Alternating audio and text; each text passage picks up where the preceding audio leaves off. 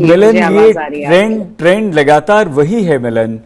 हाँ हाँ, ठीक है, अगर 100-200 कम हो जाए तो कोई बात नहीं, लेकिन 3,000 से कम नहीं आ रहा आंकड़ा, क्यों?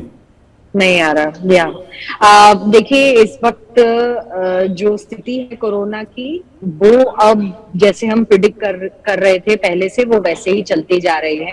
18,815 केस कल, 18,930 केस कल, 18,815 केस आज। और ये जो गति है अब ये आगे बढ़ती दिखाई दे रही है, क्योंकि केसेस रुकने का नाम नहीं ले रहे। आपने पूछा क्यों?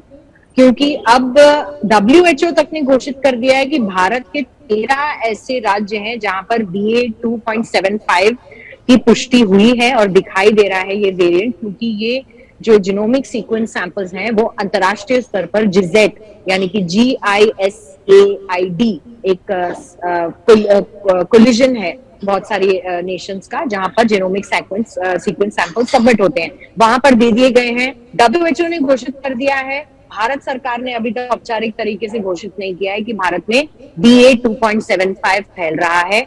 ये जो वेरिएंट का सबलिनियज है ओमिक्रॉन का है, इसकी एस्केपेबिलिटी ज्यादा है, यानी कि वैक्सीन लगाने के बाद भी आपको दोबारा से इससे इन्फेक्शन हो सकता है।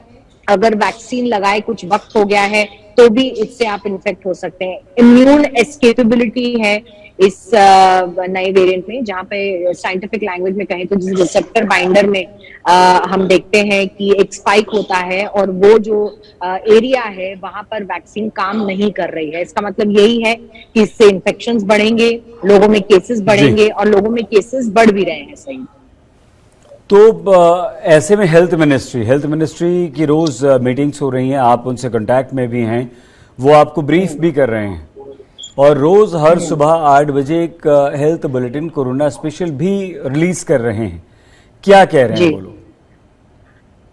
वो यही दिखा रहे हैं कि केसेस बढ़ रहे हैं, पॉजिटिविटी रेट भी अब बढ़ रही है। स्वास्थ्य मंत्रालय की तरफ से जो हमें मालूम हुआ है वो यही है कि लगातार सरकार ने वेरिएंट्स पर नजर बनाए रखी है, लेकिन एक जो बात सरकार बता रही है अपने ऑफ रिकॉर्ड ब्रीफिंग्स में कि ये वेरिएंट ज्यादा डेंजरस नहीं है, यानी कि इस वेरिएंट से इन्फेक्शन होने से मौत की जो आशंकाएं हैं बहुत कम है, और जो सिवेरिटी है डिजीज की वो कम रहेगी।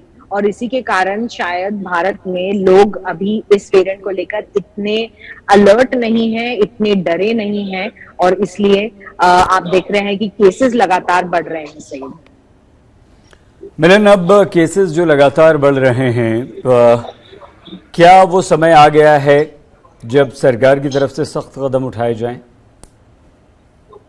बिल्कुल, आप और मैं इस पर रोज बातचीत करते हैं, और हाँ लगता है कि कहीं ना कहीं सरकार को जो मिनिमम लेवल ऑफ रिस्ट्रिक्शंस है, यानी कि कुछ प्रतिबंध शायद लगाने पड़ जाएं, लेकिन इस वक्त जो माहौल है देश में 2 साल कोरोना के लॉकडाउन देखने के बाद, इन्फेक्शन देखने के बाद, जिस तरीके से लोग बाहर आए हैं, लोग आगे आकर काम करना चाहते हैं, नौकरियों में गिरावट आई है, कई लोगों की जॉब्स चली गई थी कोविड-19 के पहले और दूसरे वेव में। तो इस सब चीजों को देखकर जो इकोनॉमिक प्रेशर है, यानी कि आर्थिक जो बोझ है, वो शायद जो राज्य सरकारें हैं वो नहीं संभाल पाएंगी। इस कारण से ही आप देख रहे हैं, जैसे मसलन मैं दिल्ली की बात करूं, अगर दिल्ली में जब केस 2000 तक पहुंच गए थे तब रिस्ट्रिक्शंस लगा दिए गए थे दिल्ली सरकार के द्वारा। मास्क पहनना अनिवार्य कर दिया था, पब्लिक जगहों में 500 रुपए का फाइन था।